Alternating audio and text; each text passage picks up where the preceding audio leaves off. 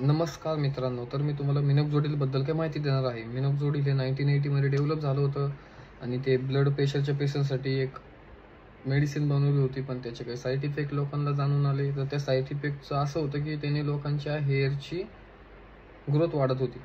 तर अशाच एका साईड इफेक्टमधून आपल्याला भेटला सुपर प्रोडक्ट. आणि मिनोक्सिडिल हे ब्लड वेसल्सला डायल्यूट करण्याचे काम करत होते.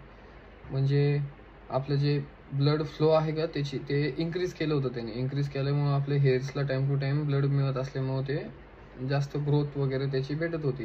आणि मिनोक्सिडिल हे हेअर फॉलिक्युअरला स्ट्रॉंग करते आणि जे इनॅक्टिव्ह हेअर फॉलिक्युअर आहे त्याला ॲक्टिव्ह करण्याचे काम करते. आणि जर तुम्ही नवीन मिनोक्सिडिल यूज करत आहेत तर तुमचे पहिले डॅमेज हेअर लॉस होतील. म्हणजे ते रिमूव्ह करून टाकण्याचं काम करते. आणि जर ते रिमूव्ह होत असेल तर हे एक चांगली साईन आहे. त्याला घाबरायचं नाही. आणि ते तुम्हाला लाँग टर्ममध्ये यूज करावं लागतं, रेग्युलर यूज करावं लागतो. थँक्यू. अशाच माहितीसाठी फॉलो करा.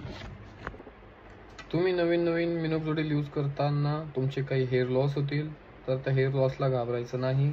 ते आपले डॅमेज हेअर आपल्या शरीरातून रिमूव्ह करतात आणि त्या जागी नवीन हेअर्सची ग्रोथ निर्माण होते.